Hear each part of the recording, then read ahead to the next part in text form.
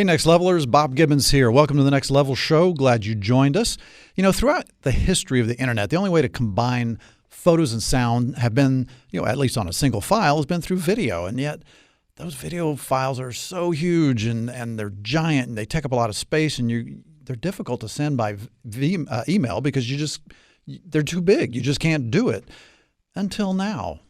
Today's guest is Adena Harmon. She's the founder of See Here, which has created a whole new file type which combines a photo and sound into a single file, which is really small, relatively speaking, of course. So why is this important? Why does it matter? I'm glad you asked. We're going to talk to Adena. Thank you for being on the show today, Adena. Thank you, Bob, for having me. I love being here. So talk about my favorite subject. Of course, your baby, right? It's my baby. It's like those people that have a new baby, right? They like thousands of photos on the internet. That's me. That's you with your company, your baby, and it should be that way, right? Well, so See Here, and by the way, for our listeners, check them out online, see-here.com. If you don't know what a hyphen is, it's kind of like a dash. It's that little sideways horizontal mark, see-here.com. So go check them out. And so See Here, what in the world is See Here? Well, See Here is a technology company. What we've done is we've been able to create a new file format known as a CHIF file, and that's image and audio. And what we do is instead of saving it as a video file, you can actually save it as a CHIF. Inside the CHIF, you have your image, you have your audio, you have text, you have metadata, and you have security built around it. So being able to do that and transfer it in such a quick time, that's who we are. We want it to be secure, and we want it to be quick. So it's not a JPEG, it's not an MP4, it's not a WAV file. It's a whole new category, a whole new type of file, and it's CHIF, C-H-I-F? Yes, which stands for See Here Intelligent File. Intelligent File. Okay, so tell me how this works in practice. So I take a photo of something. Let's say I'm in the commercial real estate business, so I take a photo of a building that I think a client might be interested in looking at, and I record sound onto that exact file, the same photo, or how do I combine those two? That's just what you do. You take a picture, you hold your record button, you record, it goes right into the image, and you can transfer it. And I do that. And I do that how? Well, we have an app online. We have you can do it through browser. You can also do it on your phone. And most companies are coming to us asking, how do we get your technology into our app? So you can license our technology, and what that does is that when you have your app and you want to take a photo of something, you can take that photo, voice record, and send it to your client. It's all real quick. I mean, I can see from my business how directly applicable this would be because, again, as I said in the intro, that video file is gigantic. It's, and if I can tell you that if it's iPhone to iPhone, it's not so bad. But if it's iPhone to Android, you lose a lot of quality. And I know that because I just switched from Android to iPhone, and I'm not happy about it still. I like Android better than iPhone, but everybody else in my family and a lot of my clients all use the iPhone. So I finally reluctantly made the switch after I don't know how many years. And yeah, the quality is better iPhone to iPhone. And since that's the standard in the U.S., all right, here I am finally doing that. Right. So I can see where that could be really useful. I see that building, I comment, tell the client whatever I think about the building and send it to them.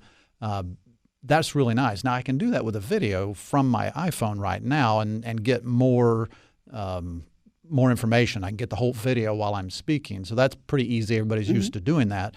So what would be the advantage in that scenario where I'm just doing it from my iPhone to their iPhone? Is there an advantage to doing a CHIF file versus a video? There is. There's a couple of advantages. First off, your client can voice record right back to you. Hey, I like that. I need another picture. Can you take a side picture? In a video, you can't do that. Okay. They're going to have to create a new video. You're going to have to open up that next video. It'll have to buffer and, connect to your phone and get it and open it up. So assuming they have your app as well, I assume. Or our technology, if you have it in your app, then they would have it. Okay. So I guess if you have an app that your clients use, I know a lot of real estate guys have their own app. Mm-hmm. And so they would have our technology inside their app, and you would take a picture. You could voice record, then your client could voice record back. Take another image from the side of the building, or Can you take one on the first floor and let's see what it looks like inside? So in a CHIF file, is there only a single photo per CHIF file? No. No. We can actually go in and create a CHIF inside a CHIF. And the reason we did that was so Of that, course. of course, that becomes what we call like a binder file, so that you can go one right after the other. Because in medical, because we're moving into the medical industry, that DICOMs, which are what X-rays are when the radiologist receives them, they're a DICOM, which is a special viewing system for doctors. They have multiple panels of the patient's images, and so they need to be able to look at all of them. And then what happens here is in the medical part is the doctor's voice. He voice records. It goes into the image as part of the file. All of the patient's files can be all in one place. Right now, currently, if you have a doctor a radiologist has the DICOMs in one archive, and the patient's files are being saved in another one. So you've got two different places that things are being archived. And what happens is, and people don't like to talk about it, it's a doctor's secret. Sometimes you might get somebody else's information and while you're looking at the patient's x-rays. Okay. So with ours, it's actually a way to make it speed and accuracy. Both are the things that a doctor needs. And then you're talking about savings on data storage of that. You're not having to store it in one location and to store it in another location. You're storing it all in one location now. So you're saving on data storage space, which we're a small digital file format for the most part. But in the medical, we don't change any of the resolution in the image. You can't do it. And so we were looking for speed and accuracy, two things doctors want, speed and accuracy. And how long does it take them to do that? And so in ours, you can voice record, it turns into text, and then it pulls out information, and it can be indexed, and then it can be searched later for the insurance, for the hospital, for the patient, for the doctor. So the CHIF file has a photo. Mm-hmm. It has the sound recording, which could be a voice, it could be music, it could be anything, I assume, because it's just sound. If it's a voice, then that converts it to text automatically? It can, if you want it, if you choose to go that way. So it's an optional thing. Mm-hmm. And then you can add other files and back and forth and other sub-things. So in a way, it's almost like an archive and a whole file folder, if you will, of everything related to that original folder. So help me out with – so let's just say I take a 10-minute video. Mm-hmm. That video file is going to be it's probably going to be a few gigs in size, I would assume. Probably.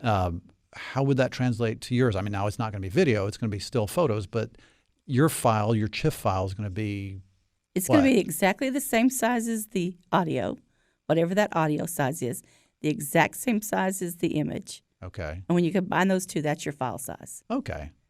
And so basically when we first started out, we were trying to figure out exactly where the data storage would come into place. We'll take Facebook, for instance. They're always having to build data storage buildings. So if we just did it apple for apple here, if everything that they were creating, instead of video files, if everything were to be a CHIF file, and they had to build a 500,000 square foot building to host the video files, they would only need a 35,000 square foot building. Wow, from 500,000 to 35,000. Exactly. That's amazing. That's huge savings. Well, and at the price of those buildings. Exactly. I mean, those data center buildings are unbelievably expensive. Right. So, I mean, and you take YouTube, for instance. That's another one. They have videos of a image of an album cover. Yes. Okay? And that album cover is having to be over and over again, created over and over again, frame by frame by frame. And that's makes up that big, huge file, and it has sound. So if they just had the sound and the image together as a CHIF file, they would have a huge savings. That's really incredible. I hadn't thought about it in terms of YouTube, but you're right. There's a lot of times I'll be streaming music through YouTube while I'm working, and I'm not looking at it. I'm just listening to whatever it is. And a lot of times it is just that still photo that never changes the entire, and I've seen some of these where they're like hours long, like 10 hours long of music, and you just have that one photo exactly the entire time. Exactly. I can't imagine the value prop that this creates for them if they decided to adopt the CHIF format. Exactly. But when that's user submitted, I guess they could still convert it, couldn't they? Oh, it could be. It could be converted on YouTube's end or on the person that's putting it on. They could create it. So either person could, either the host being YouTube or Vimeo or whomever you're using could do that after I submit it. Right. Interesting. I hadn't even thought of that. So really the uses of this CHIF file are virtually unlimited, right? Exactly. That's got to be a daunting idea because where do you start? Where do we start? We go for the low-hanging fruit. Well, I would hope so. No, actually, one of the things we did was look at the low-hanging fruit.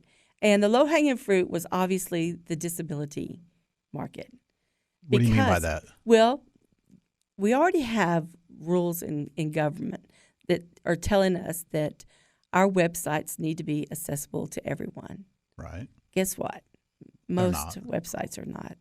Most all websites are not. Well, I mean, if you're visually impaired, I've Right. often wondered about that because I have glaucoma, so I've already lost probably 40% of the vision in one of my eyes. Right. So I have thought a lot about what happens if I end up going blind. Okay, there's screen readers, obviously. Okay. And so what happens right now, a screen reader will go to a website, and if it's not digitally accessible, it's only going to capture the linear information. So you just the text. Okay. And when it comes to an image, it says image of.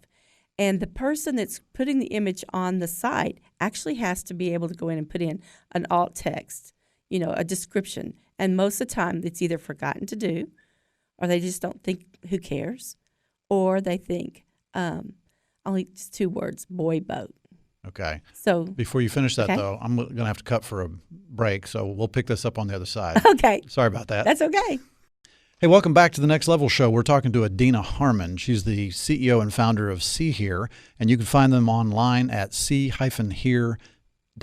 And here, by the way, is HEAR, so make sure you get the right kind of hear. You want to see it and hear it. Yeah, got to see it and hear it. So I guess that's the name. That's the genesis of the name, obviously. Yep, that's what I came up with. So why did you do the letter C and not SEE? It was taken. Oh, really? Yes. That's all. It's funny to me. So many companies have been named based on whether or not the URL was available. Exactly. I couldn't think of any other name. I mean, it's just how we spelled it. Yeah. I mean, See Here just made sense. I think in the very, very beginning, when I very first started talking about it, it was iMatunes. iMatunes? Yes. I don't Because understand. what we thought we could create, because I should go back to when I started this this whole idea. I was doing social media work, and so by doing the social media work, I was trying to figure out, based on my analytics, how do I create better content that doesn't cost so much money and for my client. And most of my clients were nonprofits, and so I was like doing it for free basically, and making donations to boost their posts for them. But I was also working with a NASCAR driver, David Reagan, and we were working with him in his dealership out in Perry, Georgia. And one of the things was we paid for this big video production, and I'm saying, okay, so that was like $20,000. Okay, that's a lot of money. Yeah. And then to see that people didn't really watch all that much of it, they're more interested in a car crash and You the put sound. a car crash on a dealership video? No, he's a NASCAR driver. So they wanted to see him in his fire suit and Okay. everything. So he's just like, that's more of the stuff. But David Reagan was our spokesperson because we were going around raising awareness for animal rescue because he's a big animal rescue guy. And so we would go into the NASCAR towns, partner up with their local animal rescue group, and promote David Reagan. We were giving away a Ford F-150. Oh, nice. Yeah, I'll take it. I know, I love Ford. So anyway, I've got one. I think I saw you in the parking lot. Okay. That red one out there. Exactly. I'm in the white one behind you. So anyway, that's what we were doing. And I was trying to figure out a way to not have to spend so much on video. And because, if they're just interested in a car crash or the sound of a car crash, and he had a nice picture, even though that wasn't really what we were promoting, but we would have him always mention the animal rescue portion. So that's where this whole thing came from. And then we're like, okay, so we could put music to GIF files.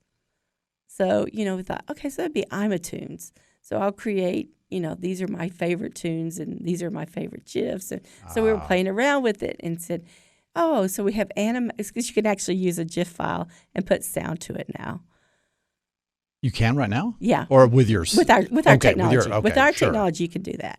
Oh. So you can use. So there would be sort of very tiny motion. Yes, tiny motion with a sound. I mean, think about all the I Love Lucy little clips with her shoving the chocolate in her mouth. I mean, if you could just make a funny sound to go with that and share it with your friends, it's just for fun. Is it a GIF file or a GIF file? It just depends. Some people say GIF. Some people say GIF. They said the guy that came up with it says GIF because he liked Jiffy peanut butter. Well, then spell it differently. I know. Spell it correctly. But I think, that's it. And once again, it's kind of like those URLs. Names are taken. I mean, for the See Here file, we came up with like 5 or 6 different versions. And See Here intelligent file made the most sense because we can do so much. Yeah. Interesting. So you're a serial entrepreneur, aren't you? I mean, this is not the first company you've started. No. So what else have you done? Well, my first one was I had a catering business. And well, that's an obvious fit with a technology company. Well, let me go back. I knew nothing about technology before I stepped into this role. I knew nothing. I mean, everything I know is what I've learned from reading. I do a lot of research and listening to people in the industry and talking with coders. Okay. I'm not really good talking with coders, but I try to understand what they're talking about. But it's kind of like, oop, I don't get it. Goes right over you? Yeah. I know that would be the hard part for me is trusting them to, number one, for me to communicate clearly enough to communicate what I'm trying to achieve. And then when they respond, for me to really evaluate what they're telling me is accurate or not, or they're just messing with me or what. See, that happened with me. I asked first when I came up with the idea, I was laying, I had my lap on my husband's lap. My head was on my husband's lap, and we were talking about stuff. I said, I just want a picture with sound. And he goes, well, just do it then.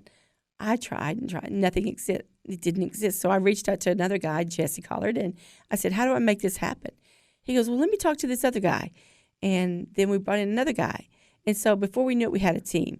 And so I wrote out what I wanted it to be able to do, and they took it, created a prototype. We took it to some attorneys, and they said, this is very interesting. Nobody's ever thought about that. We went right from the stagnant image to a video file, and that space in between got left behind. So I said, let's do it. Let's see what we can do. So we created it, and we finally filed the patent, and we waited for a year, and it was approved. So you waited. What did you do for the year? Oh, I kept working. I was researching and pushing and see where our different verticals would be, and they are everywhere. I mean, it's educational, it's insurance, it's legal, it's homeland security. There's so many different uses for what we've created, and it's growing and growing and growing. Now, the medical industry is one portion, but let's go back to the disability. Yeah, I was going to get back to that as well. You've got glaucoma, right? So you're losing your vision. You know that you're going to be having to compensate for that, and so the internet needs to be more accessible. You need to have the same experience that you had with your full vision. So people who are no vision or low vision need to be able to experience it in such a way that they can actually be part of what's going on. Mm-hmm. So with ours, that alt text only gives like a 2-word description, and we saw this with Facebook recently when their AI was exposed on their images, that it's not really capturing much. I might have said that one guy with a beard, and if you're looking away and not looking at the camera, they call that suspicious. So the AI is not really all that yet. Mm-hmm. It's getting there. But so with our technology, a person who goes to the website and they have a screen reader, they'll hear now an actual human voice come on and give a description because it's the GIF file. And it's the description that the person that put the file on the photo on the internet actually recorded or has their content that they intended. Exactly. So now they get the actual intended intention of the video, or I'm sorry, of the photo, not the made up stuff that some AI created. Came up with. Exactly. Yeah, I got to believe that would create far greater accuracy. It would. And we tested different sites. We took restaurants, and so we took a picture of a hamburger. Mm-hmm. And so when you say hamburger, it conjures up, I mean, it's just wherever you eat. I mean, Whataburger, McDonald's, wherever it is that you go, you know the taste, you know what it conjures up. But sometimes you'll look at a hamburger and you'll see that lettuce just hanging over it, and it's really looking really juicy and whatever. If you put cheese on your hamburger, whatever it is, the bacon, I don't do all that. But anyway, there's really pretty descriptive when you look at something. Now, the person that's getting the image on that's low vision or no vision is just hearing hamburger. And they're all the same. They're all the same. It doesn't matter if you click on the next one, the next one, the next one. There's not going to be a descriptive difference. Can you still do the McDonald's definition of a Big Mac? I never could, but my husband 2 can. all-beef patties, special sauce. I'm not going to do it. Yeah, my brother used to. I think you used to get like a free hamburger or something if you did it, or free fries. Really? Yeah, I think that was back when I was, way back when. I'm a vegetarian, so I would have never done that. Okay. My whole life. So yeah, I'm intrigued by this because the whole idea that in 2000, when did you get this idea? 2015. 2015. So 4 years ago, you get this idea. The internet now has been around for, at that point, 30 years, but in wide use, probably 15, 20 at the most. But nobody had thought of that. That just seems shocking to me because, as you pointed out, you've got the JPEG file, the GIF file, the whatever kind of PNG file, all the photos, and you've got the video, but the gap between those is so huge that nobody thought of that. And I own that space now. See Here owns that space. And you own that, and you have patents. Oh yeah, we have patents.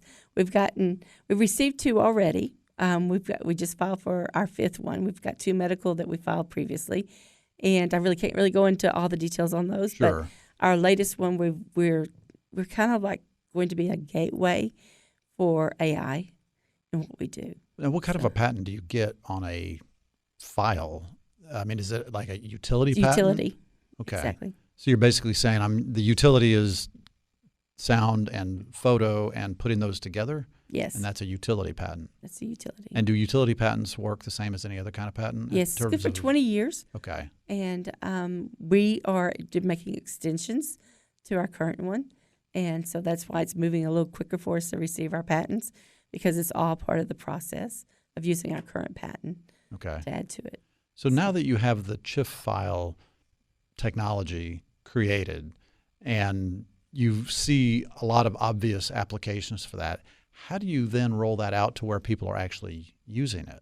How do you get adopters? Well, it's word of mouth right now. It's going out there and knocking doors and shaking hands. And I just came back from Disability Inn out of Chicago. They had their annual conference, and I met a couple of very interesting people who want to use our technology.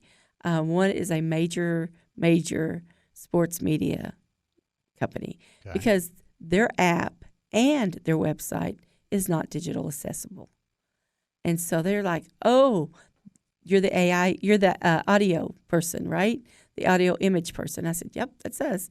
And so then another group of people came to me, and they had, they've created postcards that show people with disabilities doing everyday things versus, we see when people think of disabilities and you put them on in the media, they're either going to be Special Olympics doing great things or Paralympics doing great things. But everyday people become part of the everyday life. And so we want images of them as well. So your lease is going to expire in the future, and you're trying to figure out how soon should I start working on that? Is it 6 months or a year or 2 years before my lease expiration? Well, there isn't an exact date. This is Bob Gibbons with Riata Commercial Realty, and my clients always meet with me about 2 years before their expiration date, and we create a strategy. And then we review that strategy again a year later. And so we're always working toward what's right for them, not what they think might be an arbitrary date by which they need to figure this out. The keys in determining how much time you need are whether or not you're going to move, whether or not you need to expand, will there need to be construction on wherever you're going to go to, and all those things take more time. So do a strategy meeting a couple years out with your advisor, and that'll make things a lot more clear. For more information, please go to texastenantrep.com. That's texastenantrep.com. Welcome back to the Next Level Show. Bob Gibbons here, talking to Adena Harmon, CEO and founder of See Here. Check her out online, see-here.com, and here is spelled C. No, it's not. It's spelled H-E-A-R. See, I told you I'd screw this up sometime. Okay. All right, so we were talking about how do you actually roll this out, and you're saying that your marketing strategy right now is really word of mouth more than anything. So who is your ideal client currently? And we were talking about the disability space currently. Right. So that's one of the areas we're working really close with. I've made it a point because I want everyone to know that our company cares and that people with disabilities or different abilities have just as much right to the access the internet as anyone else. Sure. So with that being said, one of the groups is they've come out with greeting cards, postcards of people, everyday people in the disability world living their life. They have the postcards in Braille.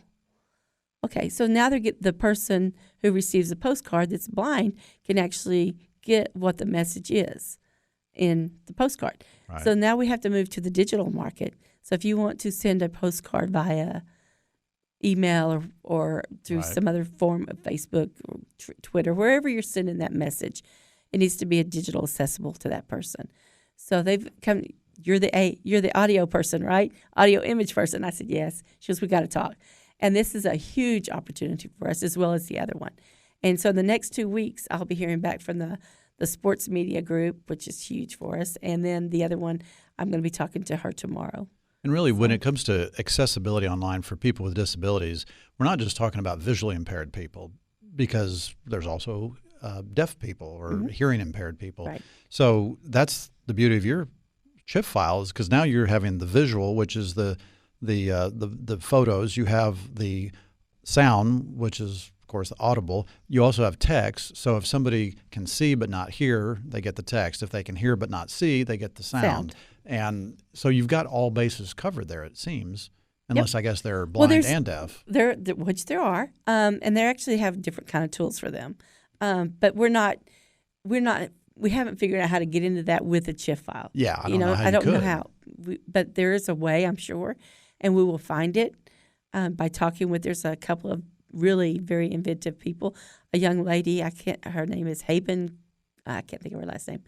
But anyway, she just graduated from either Harvard or Yale with a law degree. She's both blind and deaf. Okay. So if that's possible, guess what? We can find a way to reach that person as well. Now, I know one of the people on your staff is Dylan, and he's has some special needs of his own. Right. He's from Plano, where I live. Yeah. I saw him 2 nights ago. I'm on the Planning and Zoning Commission in Plano, and he was there for a big issue that was there in front of them. So he's very active. He's also involved in My Possibilities, which is a big nonprofit in Plano that I used to be on the board of, and they're a client of mine. So I've definitely been around the special needs community quite a lot. So why did you bring Dylan on? Actually, I met Dylan. This is one of those entrepreneur moments. I came up with a sleeve that you wear for wiping your face. So it was called My Sleeve. So you just wear and wipe. And anyway, sounds like a tool for rednecks. It was. You wrap it around you just like. You slip it up over your arm right here, and you just take it. I actually saw a video of that. Oh, okay. On the Rangers, the Tom Grieve. That was it. That was us. Okay. Yeah. That was My Sleeve. That was hilarious. It's just My Sleeve, no E on the end, just SLEEV. Exactly. Right. So we were in line for Shark Tank for auditions. And Dylan and I had been on Facebook together because we have some mutual friends, Brian Cuban and then Angie Stooksbury. So we had some mutual friends, and we circled around, and he said, oh, he saw that I posted that we were in line. He comes running over there. He goes, Adena, I wanted to finally meet you in person. And so we have been friends for probably 6 or 7 years now. So I guess it's 6 years. Cool. So he can actually tell you the exact date we met in person. And he has been able to connect me with the people in the disability world because he knows that they've always been important to me. Right. Our sleeve was being manufactured by the Dallas Lighthouse for the Blind. Oh, nice. And people go, they can sew? And we're like, yes, they can do a lot of things. A lot of things you wouldn't believe. Exactly. Probably better than somebody with sight. Exactly. Interesting. All right. So disabilities is obviously a big target for you. And we've talked about medical. We've talked about YouTube. online video.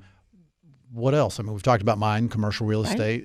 What are Okay, there? take some of the- insurance. Okay, so right now, insurance, if you can, like what I just did recently, I had to take a picture because I had a leaky ceiling because of a pan in the Right. air conditioning unit. And so I needed to take a picture. And they said, well, then, give us a full description. Well, I had to sit and type it in. I was thinking, man, this would be so much easier if I could just say, yeah, I'm sitting right under it and it's dripping on me now. Here it is. Here's the picture. Damn, ding, ding, ding, ding. And, and send it. There's an opportunity right there. It would have been a lot faster, and it would also have given them a lot better information. Exactly. And there's a lady that is in security.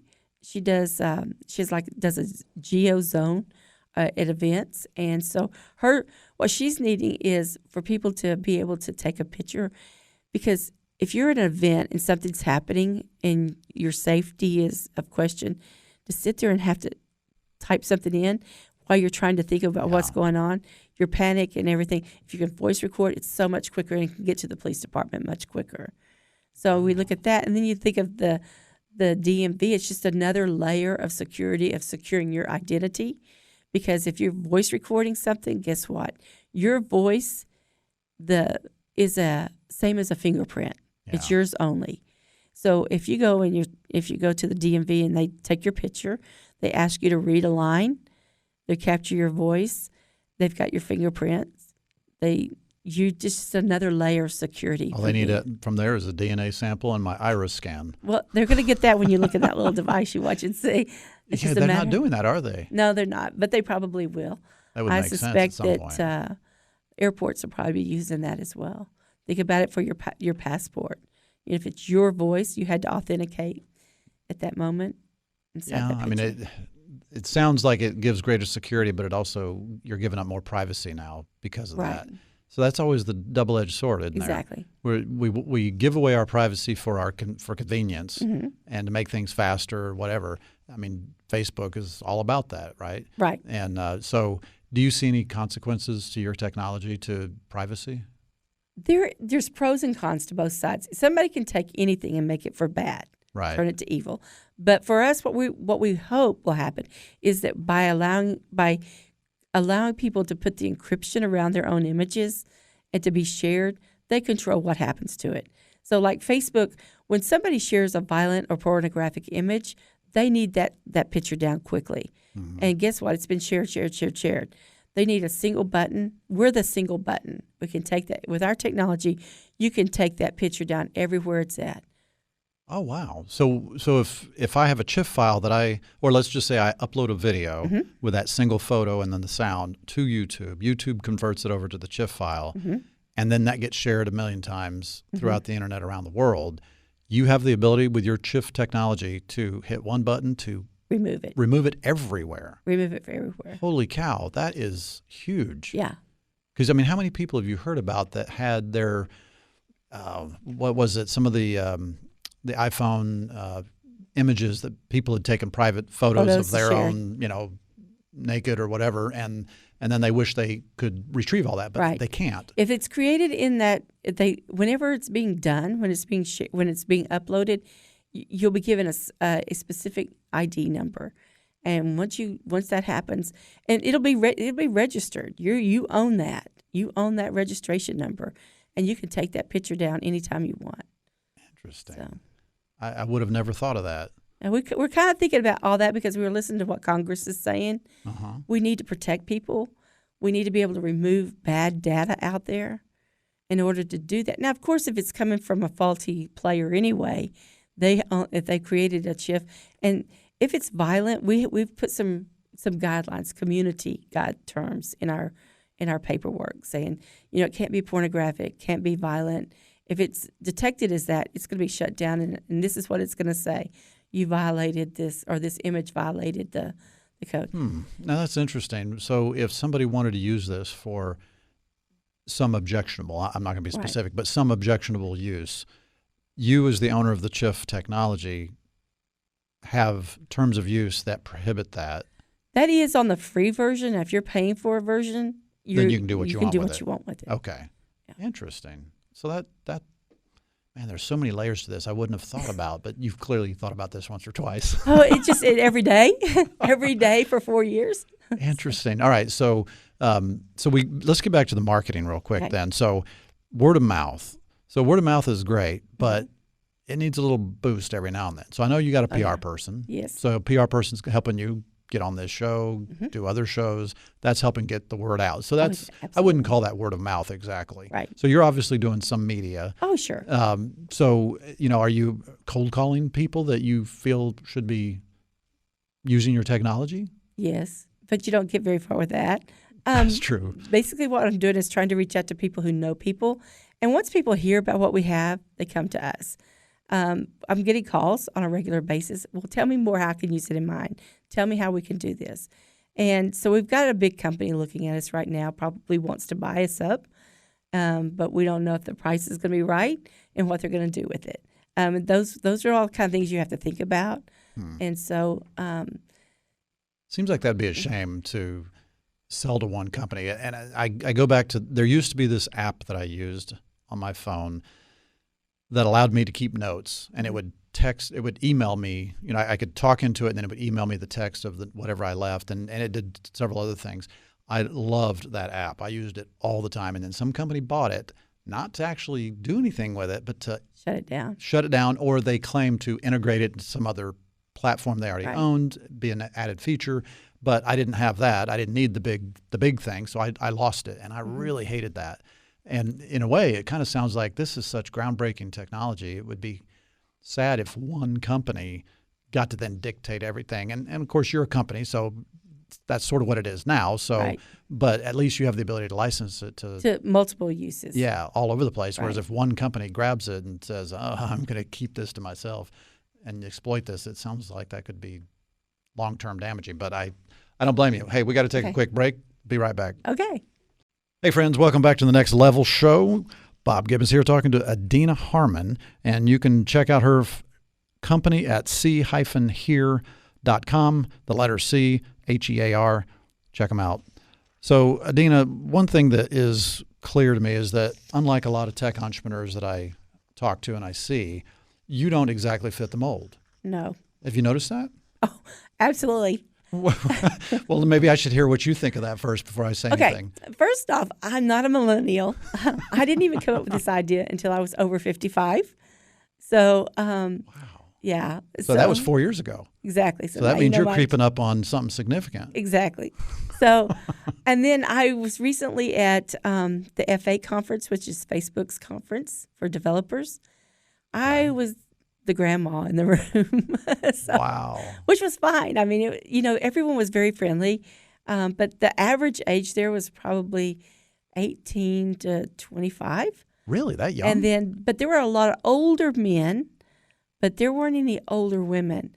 Now, if Mark Zuckerberg's mom had been there, we would have hit it off, because we're right there together. So, age is not typical. A female in the tech industry, or at any age. At any age, a CEO. I mean, that's one of the big criticisms of the technology industry. Exactly. I think there's like 17% are women. Oh, is it that high? In technology. I didn't even know it was that high. Yeah, but even fewer at my age. Right. So. Well, so do you find that there was greater? So let's say if we took everybody that was over the age of 35 out of the room and just left those that were under 35, were there a higher percentage of females in that group than there would be females in the older group? Yeah, so in the younger group. In the younger group, there was a lot more females. There was a lot more females in the developer, in the coding, but as CEOs of startups, that's probably like maybe 2 or 3%. Yeah. At that, but. Interesting. My son just went through Y Combinator in Silicon Valley. You're familiar with that, the accelerator? And I know that, they have people from all over the world that come there, and his company is a technology company.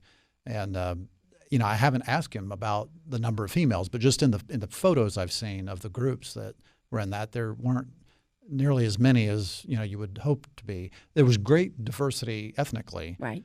But age and gender, not so much. Right. It's pretty much a guy's deal. Young man's deal. Young man's deal. I think that women have been sidelined from it. We just never really been told it's okay to connect in that way. I think that women can do anything, and especially in the tech world.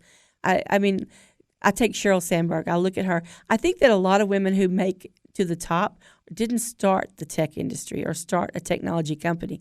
They were really good at their other job that they learned from, like the Googles, and they learned from the Facebooks and the Amazons, and they were put in positions up where they're really needed, Right. but they're in the tech world, but they weren't startups. The startup part is very, very few women. So do you have a hard time getting people to take you seriously Yes. because your age and gender? Yes.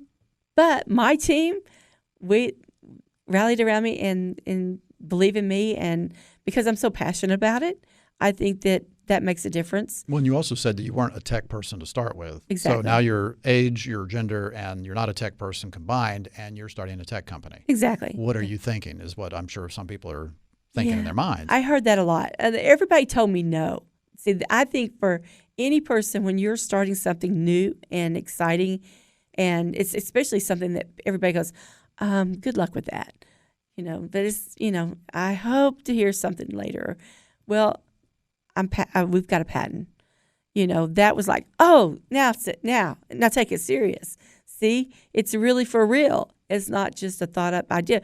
Because even the patent office, the examiner kept saying this is a video file. No, it's not a video file. And our attorneys, we had really great attorneys. They were like, no, let's break it down. It goes by blocks and by the connection. And so finally she goes, oh, I get it. And then the patent was approved.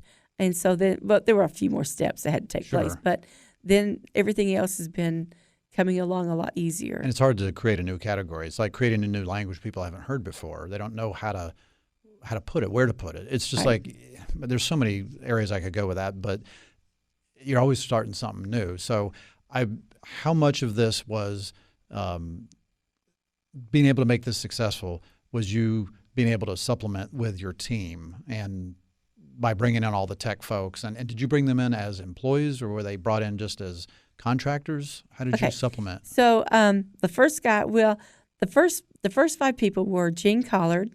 He's the most trusted guy I can trust in this, other than my husband. But my husband didn't want any part of this. Jesse So Collard, and then Taha Kadato and Simon Gong. The 2 coders or developers, they believed in what the idea, and they took it there, and they've expanded on it. They're the guys with the brains behind the coding, and they said, y'all handle the business part, we'll handle the coding. Give us your ideas and let us see what we can do and what we can make happen. Mm-hmm. So communication is a big skill that we have to have in our group, because first off, we're a very diverse group, a female owner. The average age of our group is probably 50 or 60. I'm glad you said that, because I noticed when I looked at your website and the team, it was very interesting to see it for a technology company that there weren't a lot of young bucks in there. Oh. I mean, of either gender. I mean, it was a lot of folks that were 40, high 40s or more. Yeah, everybody. The only persons that are under 40 are Dylan and Ken, and I think Ken's under 40. Wow. But yeah, so everybody else is older, and that's because people didn't want to take us serious anyway. In the beginning, and so it's made it. We're going to prove it. And so we've been proving it along the way, and people are like, oh, man, I should have thought of that. Why wasn't this created? Like you said, why did it take so long?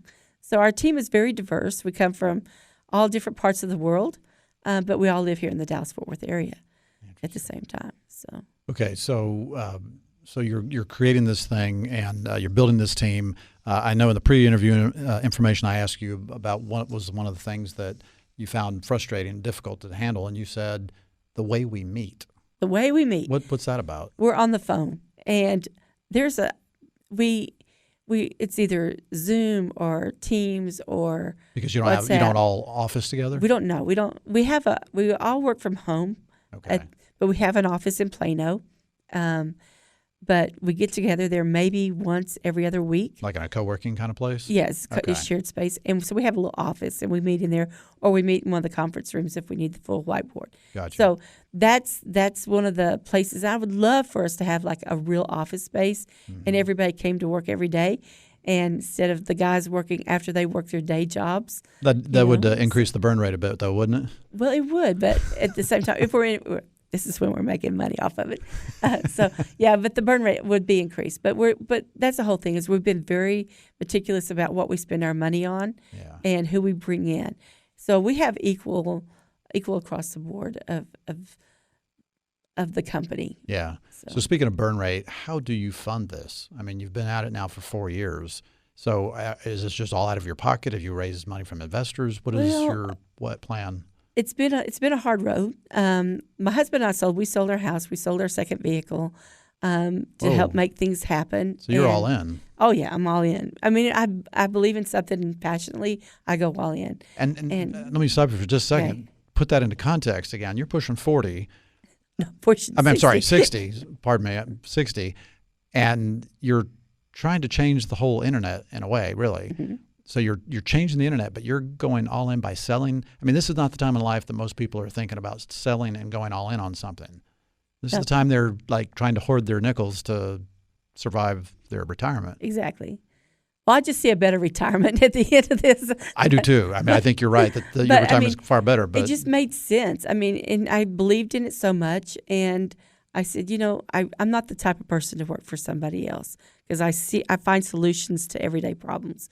My brain is constantly doing that, and I've got more to come, but that's down the road. But yeah, I'm all in, and so we went out and sought investors, and my biggest investor, my biggest cheerleader, is probably Dr. Jeffrey Edelglass. He was our first investor. He says, "This is for the patent. This is for the patent. This is for the patent." So this was for the patent. And he said, "And some salary for you and the others." So he made that very clear is what he was. Why was he so into this? Because he saw the market. He's a doctor. What kind of doctor was his specialty? He works on women's faces. He's a plastic surgeon? Yes, like a plastic surgeon. And so he saw that he could benefit from this as well. As his patients could go home and take a picture and voice record. "Doc, there's a lot of swelling here. Looks like a little, is it too red? I need to have this done, whatever it is," because telemedicine is happening. Oh, yeah, big time. So we just made it a little easier for him. Interesting. So going forward then, there's going to need to be more money raised, or have you already sort of gone over the hump and you've got the technology done now, so it's really more about the marketing? It's about the marketing. And we're not looking for investors right now, just strategic investor or partners, people that need us and that we can push it out there. Yeah. Because the more it gets out there and the more people use the chip file, the more it becomes part of the browser space. Is there any major threat that you see coming down the pike? Congress. Congress? What, really? Well, privacy laws. I mean, that's the biggest thing. And Congress is going to be pushing for a lot of stuff because what's happening with Facebook and Twitter, all the misinformation and people's privacy stuff. And so that's, a big concern. Okay, so we don't have a lot of time left, so I'm going to ask you a couple of quick questions that require a very short answer. Okay. What's your biggest business pet peeve? People slow playing me. I'll get that done for you. And 2 weeks later, it's still not done. So people not on the same timetable as you are. Exactly. I can get you all that. Who do you follow? Okay. I like Bill Gates, Kara Swisher, Sheryl Sandberg, Mark Zuckerberg. Okay. Those are my people I like to really follow. What's one thing you should stop doing? Sitting in front of the computer so much. I need to get up, move around. Okay. So well, very good. Well, thank you so much for being our guest today. Really enjoyed it, Adena. What a fascinating company. Listeners, please go to hear.com to learn more. Check out the show. Go to thenextlevelshow.com. Find us on podcasts and YouTube by just searching The Next Level Show. See you next week. Thank you.